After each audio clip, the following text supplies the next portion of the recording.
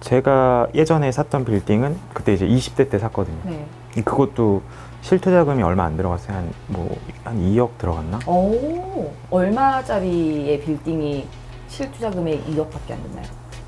7억짜리였는데 오. 7억짜리고 심지어 리모델링 비용까지 다 합쳐서 한 2억 정도.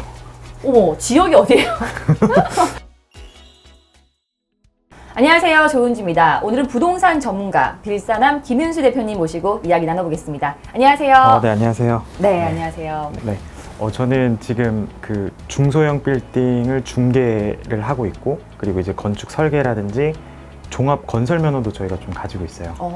그래서 네. 빌딩과 관련된 모든 일들을 하고 있는 빌사남을 운영 중인 김윤수라고 합니다. 네, 반갑습니다. 네, 반갑습니다. 네. 네, 저도 또 조사를 좀 해봤습니다. 네네. 네. 1991년생으로 현재 매출이 100억 원. 네. 네, 그리고 직원이 120명의 빌딩 중개 법인을 운영하고 있다고 들었어요. 네. 네, 근데 공인중개사 시험을 19살에 합격을 하셨다고요? 네네. 아, 저는 어떻게 이렇게 빨리, 이렇게 어린 나이에 이렇게 부동산에 이렇게 뛰어들 생각을 하시게 된 건가요? 저희 그 고향이 그 KTX 광명역 아, 있는 예, 쪽이요. 예. 네, 그래서 거기가 원래 다 논이었거든요. 네. 네. 근데 어린 시절부터 논이 갑자기 그 도로로 바뀌고 논이 이렇게 뭐 개발되는 거를 좀 어렸을 때부터 좀 봐왔거든요. 아, 그때 몇 년도쯤? 어렸을 때부터 초등학생 때부터 봤어요. 계속 변화되는 걸. 뭐 90년대, 2000년 이런. 네네네네. 네. 그렇게 하다가 갑자기 광명역이 들어오고, 그리고 옆집 아저씨가 보상받아서 부자 되는 걸 옆에서 봤었고. 아. 네, 그리고 제가 살던 집이 이제 쫓겨났거든요. 여기 이제 개발한다 네. 그래서 네. 그때만 60만 원 정도 받고 이제 쫓겨났는데, 그걸 계기로 내가 부동산을 해야겠다.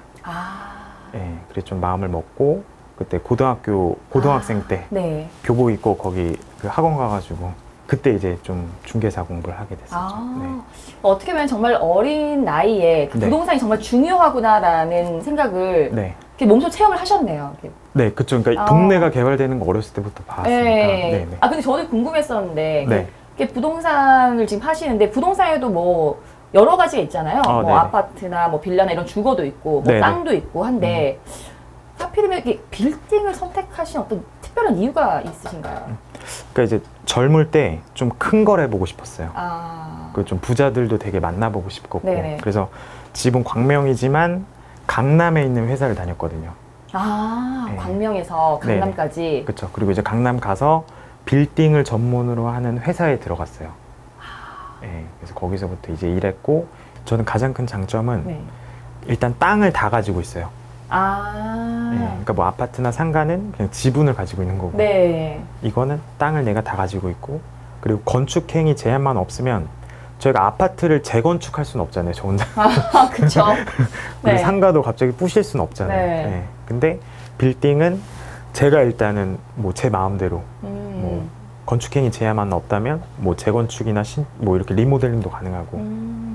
그래서 약간 좀 그런 반죽 같은 느낌. 내가 어떻게 만드느냐에 따라서 달라요. 건물 가치도 좀 달라지고. 그래서 저는 그런 쪽에 좀 되게 매력이 있는 것 같아요. 그렇겠네요. 네네. 근데 사실 또 일반인들은 빌딩 이러면 사실 좀 와닿지 않잖아요. 사실 집 한 채 사는 것도 굉장히 어려운데, 네네. 예, 빌딩 이러면 뭔가 건물주, 예, 이런 느낌이라서 네. 그렇게 와닿지 않는 분들이 굉장히 많이 있을 것 같은데 어떤가요? 그러니까 저희 고객분들 중에서도 이제 건물주분들 대부분이잖아요. 네. 그분들도 만나다 보면 처음에도 자기가 건물주 될지 몰랐다. 네. 근데 생각보다 그렇게 진입 장벽이 높진 않아요. 오히려 주택보다도 대출이 더 잘 나오고. 네.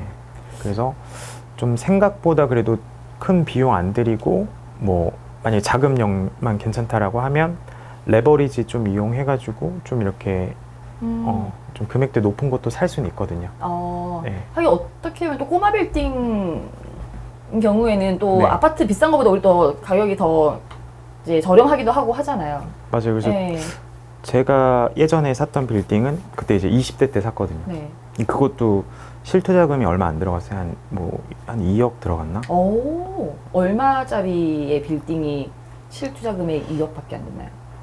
7억짜리였는데 7억짜리고 심지어 리모델링 비용까지 다 합쳐서 한 2억 정도. 어머, 지역이 어디예요? 그래서 네. 뭐 서울에 있는 거고 대로변에 있어요. 네. 서울에도 그런 꼬마 빌딩 7억짜리도 많이 있나 봐요. 주변, 변두리 주변에는. 그렇죠. 뭐 그런 좀 뭐 좋은 지역은 아니지만 네. 그래도 뭐 그런데 좀 잘 찾아보면 있긴 하거든요. 네. 그렇게 해서 얼마나 수익을 이렇게 납니까? 아니 뭐 팔진 않았어요. 지금 가지고 계시는. 네, 그냥 이제 그게 많이 올랐나요, 그러면? 많이 오르기보다는 지금 통임대 마쳤고 뭐 웬만한 분들이 이제 월급 정도는 계속 네, 들어오고 있는 네, 그런 상황. 물론 이제 대출 이자도 빠지겠지만. 네. 네. 맞아. 근데 또 그 이제 빌딩도 사시는 분들이 가장 또 걱정하는 게 공실 네, 많이 그렇죠. 하시잖아요. 예, 그런 것들은 그러면은 좀 어떻게 좀 하면 좀 좋은지 뭐 이런 방법이 있나요? 그 사실 이게 건물도 그 서비스업이거든요. 그러니까 내가 어떤 건물을 만들 건지 어떻게 건물을 만드느냐에 따라서 공실률도 좀 많이 달라져요. 어떻게 만들면 공실률이 좀 높을까요? 그 제가 대체적으로 봤을 네. 때는 그 요즘에 임차인들이 대부분 다 80년대 진짜 젊게는 뭐 90년대생들이 많이 들어오거든요. 네. 그래서 약간 그분들이 좀 좋아할 만한 좀 저는 색상도 좀 이렇게 밝은 색으로 했으면 좋겠거든요. 아예 화이트로 하든지. 건물 색상을 아니면은 네, 건물 색상이나 아니면 뭐 내부 내부라든지. 색상을. 예. 그래서 그런 디자인도 되게 중요해요. 예. 그래서 좀 그런 공실률을 줄이려면 요즘에 좀 젊은 세대들이 좋아할 만한 그런 건물로 만드는 게 되게 중요한 요소 같습니다. 알겠습니다. 네. 좀 중요할 것 같아요. 그런 것도 많이들 또 생각하시니까. 네네, 그렇죠. 근데 뭐 이제 부동산이 또 시장이 불안할수록 이게 물건을 잘 보는 눈, 뭔가 잘 고르는 법 이런 거 굉장히 궁금해하고 또 중요할 것 같아요. 네. 어떤 매물에 좀 주목을 해야 되는지. 저는 일단 가장 중요하게 생각하는 게 황금성이에요. 네. 그러니까 내가 언제든지 시장에 내놨을 때 팔릴 만한 부동산을 사야 되거든요. 근데 사람들이 이제 싸다고 계속 이제 외곽에 사든지 좀 이렇게 좀 갑자기 종목을 바꾸세요. 갑자기 빌딩 사러 왔다가 분양상 가로 갑자기 갔다가 지방에 땅을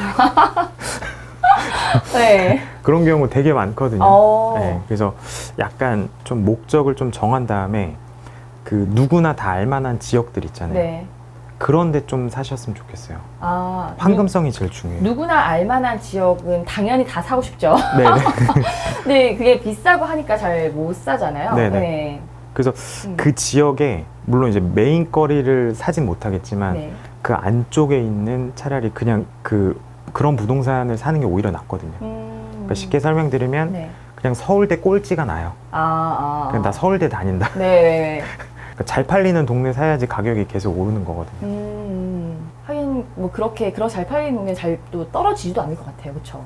그렇죠. 그러니까 이게 어찌됐든 모든 가격이 다 수요와 공급에 따라서 이루어지는 건데 수요가 계속 있는 거거든요.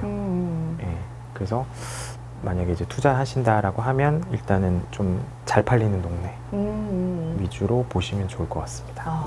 그래서 저는 좀 처음에 권해드리고 싶은 거는 제가 뭐 좋아하는 동네 있잖아요. 예를 들어서 막 홍대를 좋아한다라고 하면은 최근에 실거래가 이렇게 공개된 곳이 많으니까 뭐 소액이다라고 하면 1, 20억 정도에 매각된 걸 한번 가서 보세요. 가서 보면 이게 10억짜리구나. 이게 15억짜리구나. 이게 20억. 네. 그러면서 약간 눈이 좀 트이기 시작해요. 네. 그리고 나중에 이제 그런 기회들이 오거든요. 예를 들어 막 거기 매매사례 보러 갔다가 인근 부동산 사장님한테 좀 뭐 좋은 거 있으면 연락 주세요 했는데 갑자기 연락이 와가지고 뭐 이렇게 매물을 봤을 때 제가 일단은 그 매각 사례를 많이 봐서 눈을 좀 트여 놓으면 이 괜찮은 거 나왔을 때 이렇게 잡을 수가 있거든요.